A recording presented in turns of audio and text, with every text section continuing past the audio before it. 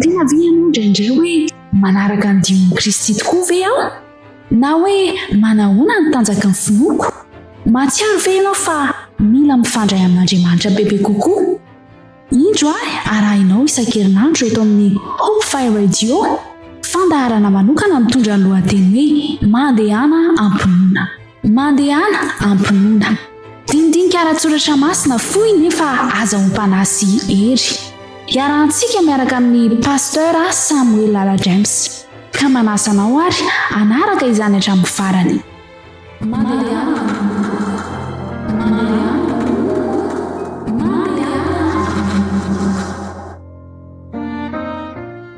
Ry namana sy tapaka isika rehetra izay manaraka hatrany ity fandarana ity, miarabantsika rehetra amin'ny anaran'ny tompondray ny tenako raha hanohy izao dindinika ara-tsoratra masina izao isika.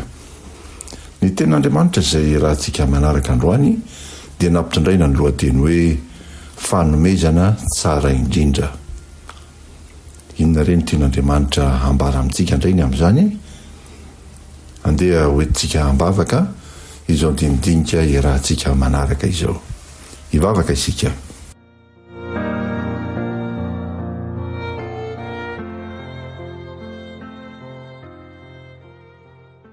Ry Andriamanitra Rainy be fitiavana any an-danitra, misaotra indrindra noho ny tombontsoa izay omenao anay rehetra ka afaka hiara-mianatra ny teninao indray izay ankehitriny.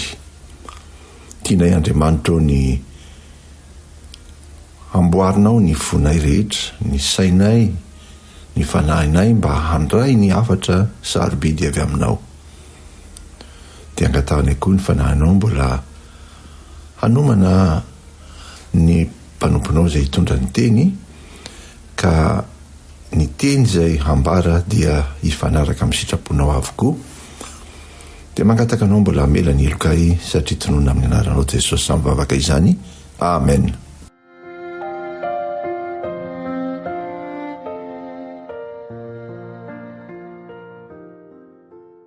Ny toko sy andininy izay hanovozantsika izao dindinika ara-tsoratra masina izao dia araka izay hita ao Matthieu toko 2:1-20.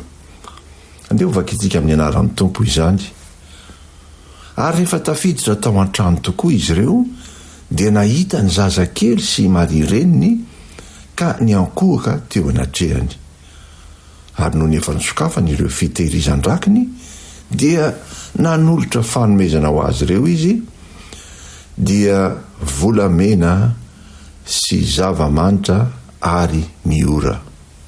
Ry namana sy tapakisany, ity andiny izay nivakitsika teo ity dia ampahany ihany izay nalaina avy ao amin'ny Matthieu toko 2 ka ny andininy voalohany ka hatramin'ny 12 izay andeha ange ho vakitsika mihitsy mba hahafantarantsika ny zava-misy, satria ny lohateny izay nampitondraina ny toritentsika androany dia manao hoe fanomezana tsara indrindra, ka andeha ho vakitsika mihitsy ny Matthieu toko 2 ka ny andiny voalohany ka hatramin'ny 12 hahafantarantsika ny tantara. Hoy nivaky ny teny amin'ny anaran'ny Tompo manao hoe rehefa teraka tao Betlehema any Jodia Jesosy tamin'ny andron'ny Heroda mpanjaka, dia indreo nisy magy avy tany antsinanana tonga tany Jerosalema ka niteny hoe aiza ilay teraka ao mpanjakan'i Jiosy? Fa nahita ny kintana teny antsinanana izay ka tonga mba hiankohaka eo anatrehany. Ary noho naleo izany Heroda mpanjaka dia nangoro izy mba amin'ny Jerosalema manontolo. Dia namory ny lehibe ny mpisorona rehetra sy ny mpanora-dalàna tamin'ny vahoaka izy ka nanontany azy ireo hoe aiza moa no haterahan'i Kristy? Dia hoy ireo taminy ao Betlehema any Jodia, fa izao no voasoratry ny mpaminany. Ary ianao ry Betlehema tany Joda, tsy dia kely indrindra amin'ireo tanàna ao Joda ianao tsy akory, fa avy ao aminao no hiavin'izay iray ho mpanapaka, ka izy no mpiandry ny Israely oloko. Voalaza ao amin'ny bokin'ny Mika toko 5 ka ny andininy voalohany izany. Dia nampiantso ireo magy mangingina Heroda ka namotopototra fatratra azy ireo ny amin'izay fotoana nisy ondra inkintana dia naniraka azy ireo ankany amin'ny betlehema izy ka nyteny hoe andeha adiodio tsara ny amin'ilay zazakely, koa rehefa hitanareo izy dia ambarao amiko mba hankanesako any koa hiankohaka eo anatrehany. Rehefa nandre ny tenin'ny mpanjaka izy ireo dia lasa ary indro lankintana hita ny teny atsinanana ny aloha azy mandra-pijanony teo ambonin'izay ny toerany zazakely. Koa noho nahita lankintana izy ireo dia diboka faliana ary rehefa tafiditra tao an-trano tokoa izy ireo dia nahita ny zazakely sy marireniny ka niankohaka teo anatrehany. Ary noho nefa nisokafan'ireo fitehirizan-drakiny dia nanolotra fanomezana ho azy ireo izy dia volamena sy zava-manitra ary miora. Nefa rehefa nitoron'Andriamanitra hevitra tamin'ny nofo izy ireo tsy hiverina any amin'ny Heroda dia lalana hafa no nandehanany nody ho any amin'izay ny fonenany. Mahafinaritra zany tantara zany ry hava-malala isany izay akatsika lesona ny amin'ny fihetsika reto magy avy any atsinanana izay mitondra fanomezana sarobidy ho an'i Jesosy, ilay zazakely teraka, ilay zanak'Andriamanitra tonga nofo, tonga dia ty an-tany mba hamonjy izao tontolo izao, dia avy reto magy mba hitondra fanomezana sarobidy tsara indrindra ho azy ireo, dia volamena sy zava-manitra ary miora.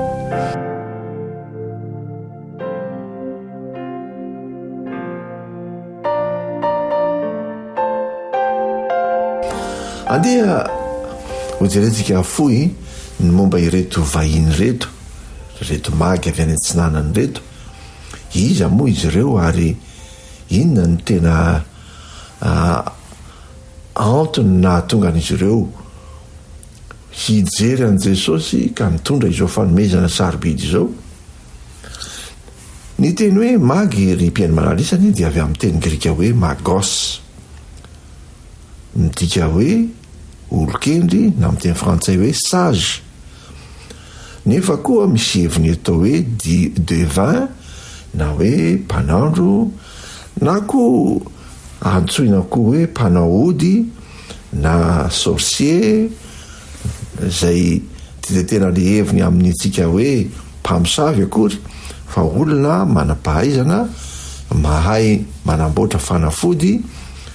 Izany no niantsona antony hoe magos itony.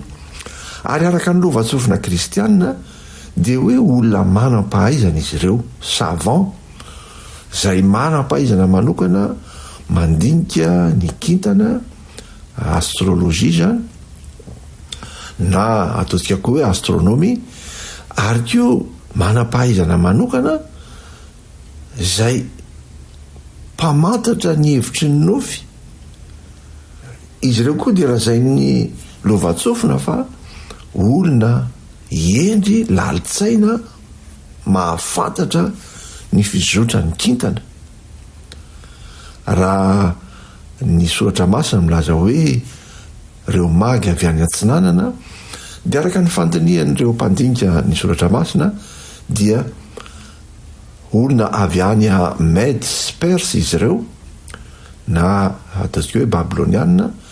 Amin'izao fotoana moa dia na Iraka na Iran, zany hoe Medes Perse zany, dia olona izay avy any amin'ireo toeran'ireo, ireto magy ireto, izay nahafantatra ny zavatra finosin'ilay kintana hita ny teny amin'ny lanitra, ary dia fantatra izy ireo fa misy mpanjaka ho teraka ny dikany ny kintana izay hita ny teny amin'ny lanitra iny.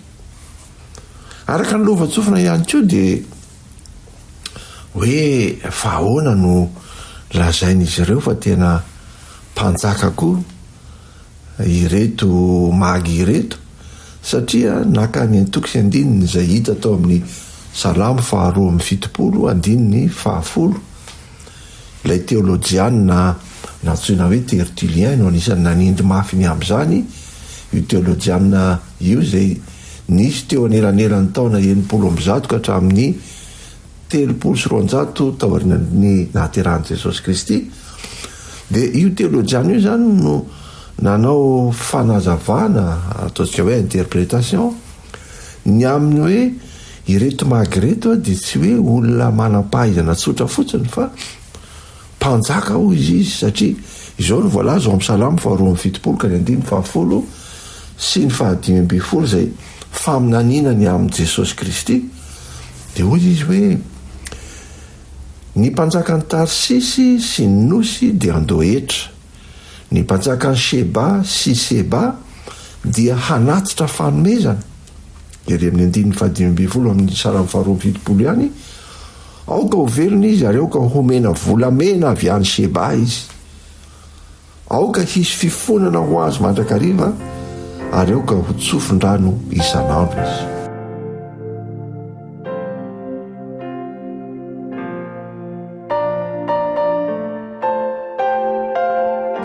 Izay no atao hoe karazana fanitaran-kevitra momba ny reto magy reto. Fa andeha ho direntsika indray ny hoe inona ny tena hevitra fonosiny reto fanomezana izay nomeny an' Jesosy. Satria araka mivoalaza iry amin'ny 2:12 dia hoe nosokafany ny fitehirizan-drakiny dia nanolotra fanomezana ho azy ireo izy dia volamena sy zava-manitra ary miora. 2:12 misy an'izany. Inona ny hevitra finosiny reto fanomezana ireto? Nahoana ny volamena sy zava-manitra ary miora? Fa tsy mba hoe akanjo tsara tarehy na firavaka tsara tarehy akoatra ny volamena. Ry ava malalisany voalaza fa ny volamena dia mampiseho fiandrianana. Rehefa manome volamena ny olona anankiray dia mihevitra fa ilay omena dia mendrika toy ny mpanjaka, manana fiandrianana, manana fahalehibiazana, manana ny voninahiny. Ka le fanomezana hoe volamena zany a dia tiana aseho mihitsy fa mpanjaka ny mpanjaka ity teraka ity. Jesosy Kristy de mpanjaka ny mpanjaka.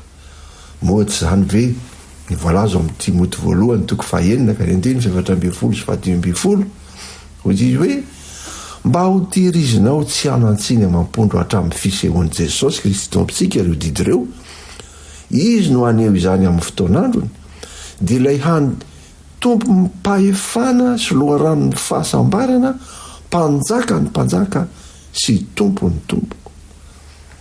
Jesosy Kristy izay mpanjaka ny mpanjaka sy tompo ny tompo dia mampiseho an'izao fanomezana volamena izao reto magy reto, satria izany tokoa ity Jesosy Kristy izay teraka tety ambonin'ny tany ity.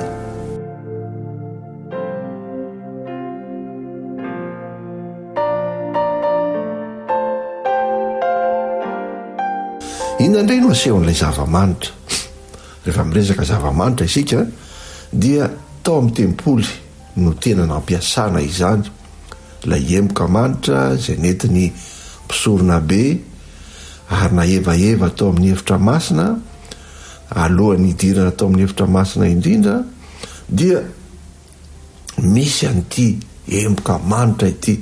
Hatramin'izao dia mbola misy an'ireo mpitondra fivavahana sasany zay mampiasa an'izany emboka manitra izany aevaeva eo amin'ny toerana anankiray, entina ilazana ny hoe misy fisoronana zay atao, ilay mpisorona be zay hanatanteraka asa fanelan'elanana amin'Andriamanitra sy ny olona, dia hitondra ny vavaka ireo olona zay nitondra fanatitra. Ilay emboka manitra dia tandindon'izany hoe vavaka zay santratry ny olona ho tonga eo amin'ny seza fiandrianan'Andriamanitra ho toy ny fanatitra manimpofony tonga eo anatrehan'Andriamanitra. Ka ilay zava-manitra zany dia mampiseho ihany koa fa ity ilay zazakely izay teraka ity dia ho mpisorona be lehibe ao amin'ny tranon'Andriamanitra. Dia tsy iza fa ilay Mesia, ilay voaositra, ilay zanak'Andriamanitra Jesosy Kristy. Ahoana moa ny voalaza momba azy indrindra rehefa miresaka ny amin'izany isika ao amin'ny Hebreo 9:9-20 dia izao mihitsy ny voalaza hoe mba ho zavatra roaloha tsy mety miova izay tsy hain'Andriamanitra andaingana no sady hazahoantsika famporisiana mafy, dia isika izay nitady fialofana amin'ny fiazonana ny fanantenana napetraka eo alohantsika. Izany fanantenana izany no alanantsika ho vato fantsiky ny aina sady mafy no tsy mihetsika ary miditra ny anatin'ny hevitra lamba. Izany no nidiran' Jesosy ho mpialoha lalana antsika rehefa tonga mpisorona be mandrakizay araka ny fomba ny Melkizedeka izy. Ry mpiainy malalisany Jesosy Kristy no mpisorona be ho antsika ankehitriny, izy izay mitoetra eo an-tananankavanan'Andriamanitra ary manatanteraka asa fisoronana fanelanenanana amintsika sy Andriamanitra rehefa mangataka fifonana sy mibebaka eo anatrehan'Andriamanitra isika. Dia Jesosy Kristy no manelanelana ho antsika eo anatrehan'Andriamanitra ka mitondra fameran-keloka sy fanadiovana ho antsika amin'ny alalan'ny rany soa indrindra. Moa tsy mahaliana sy mahafinaritra ve no mahafantatra izany ry mpiainy malalisany?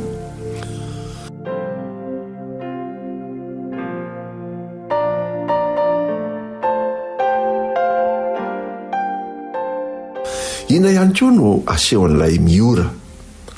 Ny miora dia menaka manitra ary maneho ny maha olona an' Jesosy Kristy zany izay nosora menaka. Fombantsika malagasy ny rehefa teraka ny zaza dia hosorana menaka ary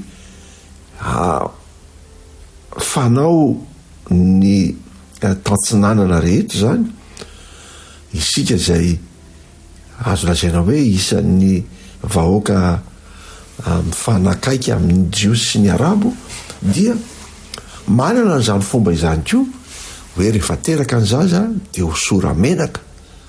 Lay fanosorana menaka dia tsy hoe mba ho mandimandina fotsiny lay zaza fa mampiseho koa ny hoe akaiky ny fo, manana anjara toerana lehibe eo amin'ilay fianakaviana. Zaza izay tiana ho mendrika sy manamboninahitra sy henikaja ao anatin'izany tokantrano izany. Ny Jesosy Kristy dia nitolorana miora ary azoko inona mihitsy fa izany miora na menaka manitra izany dia nahositry Maria reniny an' Jesosy Kristy.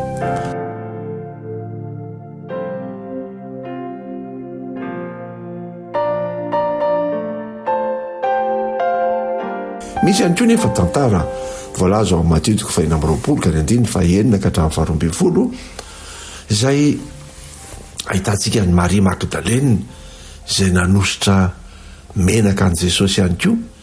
Andenga ovaka itsika izany teny izany. Ary noho ny tany Betania tao an-tranon'ny Simona boka Jesosy dia nanatona azy ny vehivavy iray nitondra tavoara alabastara feno menaka manitra tena sarobidy ka nararany tamin'ny lohan'i Jesosy izany raha nipetraka ny sakafo izy.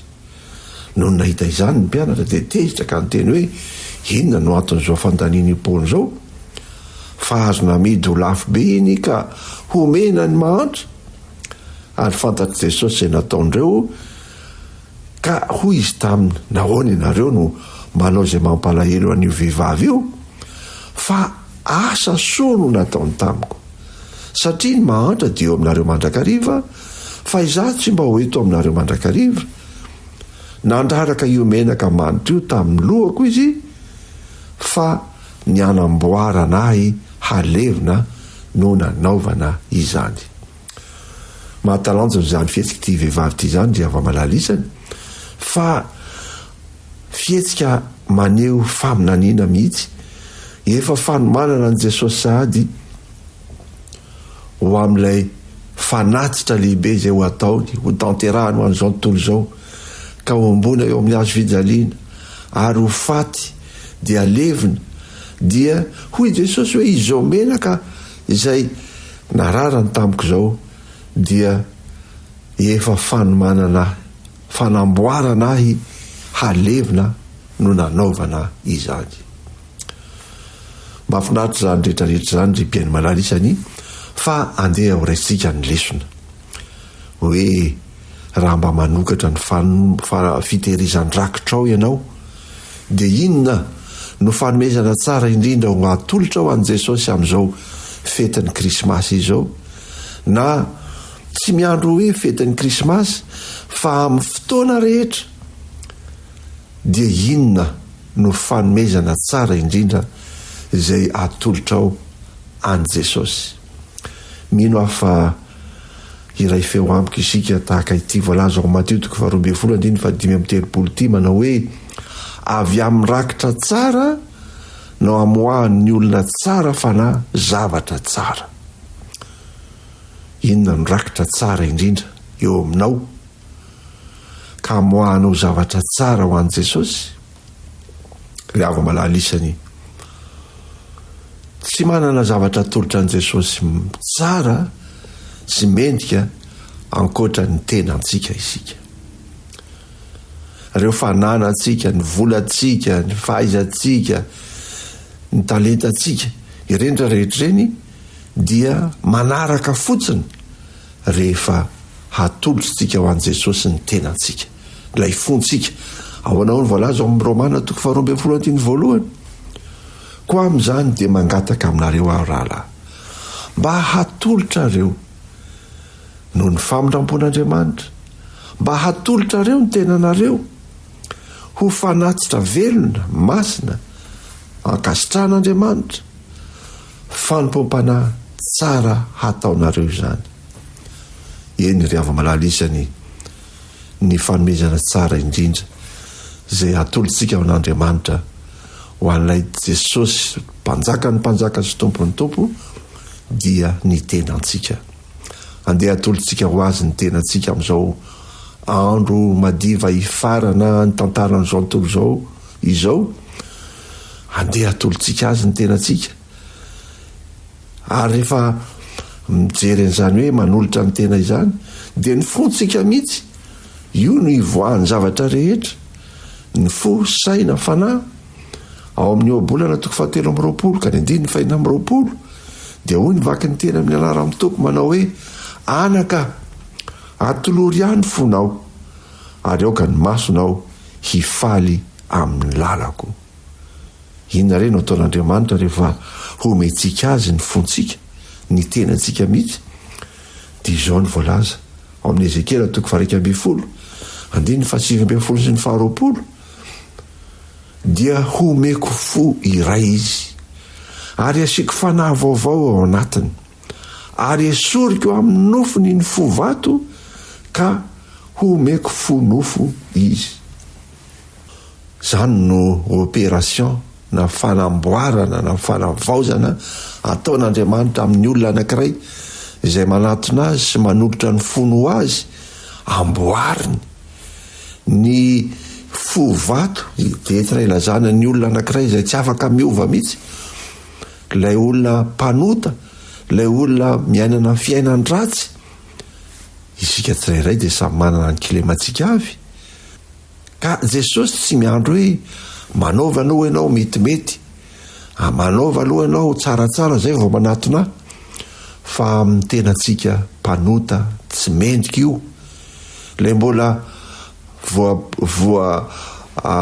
voapentiny fahotana ny saina mampanahintsika, ny fotsika mbola voarakotry ny loto, dia io indrindra no tian'Andriamanitra anatona azy. Atolory azy ny tenanao fa izy no mahay manamboatra azy. Dia hoanao izy voalaza ny fanahiko no ataoko ao anatinao ka hahatonga anao handeha araka ny lalako sy hitandrina ny fitsipiko ka hanaraka azy. Izany Andriamanitra rehefa manamboatra ny fotsika, ny tenantsika, ny saitsika, ny fanahintsika dia amboariny mba hahay mankatoa, hahay manaraka ny sitrapony, hahay mandeha araka ny lalàny sy ny fitsipiny.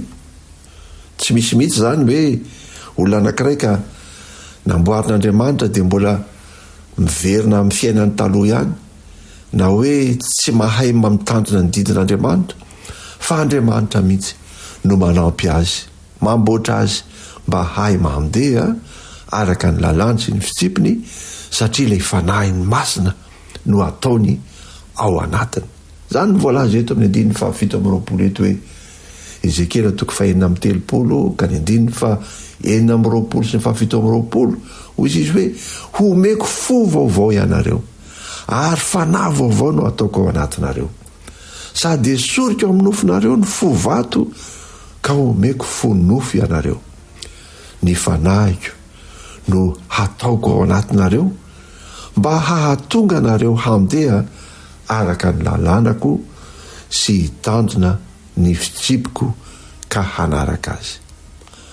Mba ho tanteraka amintsika rehetra ny izany ry-piainy malalisany, ka izany no zavatra tadiavin'Andriamanitra indrindra amintsika tsirairay avy, dia isika manolotra ny fontsika ho azy dieny ankehitriny amin'izao fotoana izay mahdodina ny olona rehetra handray an' Jesosy teraka ao an-tranon'omby, dia aza vela ho tantara fotsiny zany ry mpiainy malalisany, ka hoe rehefa krismasy vao miditra any am-piangonana, rehefa krismasy dia manao akanjo vaovao, dia mividy kiraro vaovao, satria handeha ho any am-piangonana iaona amin'ilay mpamonjy izao tontolo izao, fa atao fiainantsika mihitsy zany isan'andro dia omeo an' Jesosy ny fonao.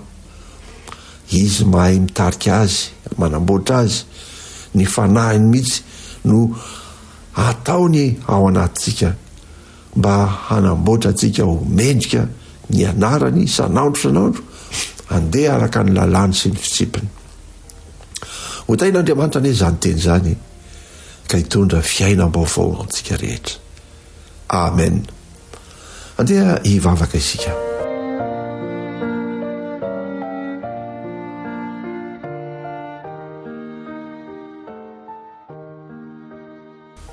Andriamanitra rehibe fitiavana any an-danitro, misaotra indrindra ny amin'ny teninao izay nampatsiaro anay, fa ny fanomezana tsara indrindra izay tadiavinao, tianay hatolotra anao Jesosy, dia ny fonay. Engane ny mpiaino rehetra dia mba ho tao amin'ny fanahinao ka hanolotra ny fony ho anao.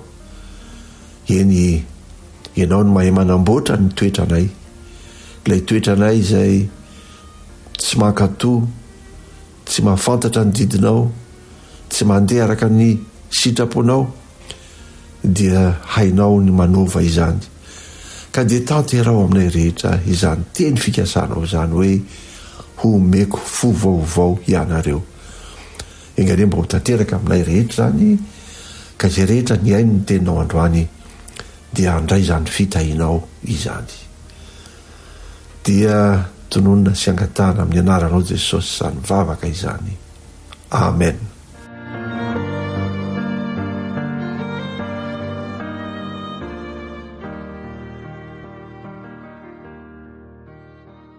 Dia misaotra antsika rehetra indray ry hava-malala isany nanaraka izany ten'Andriamanitra izany, izay inoko fa hitondra fiainam-baovao antsika rehetra, ka dia mametraka ny mandra-peona sy ny veloma indray. Veloma tompoko.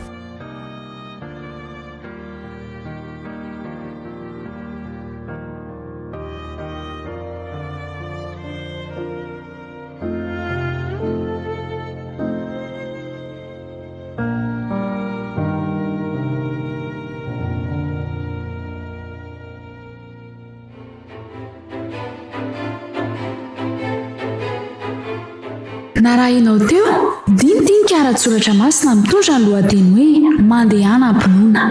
Niarahantsika niaraka tamin'ny pasteur Samuel Lala James.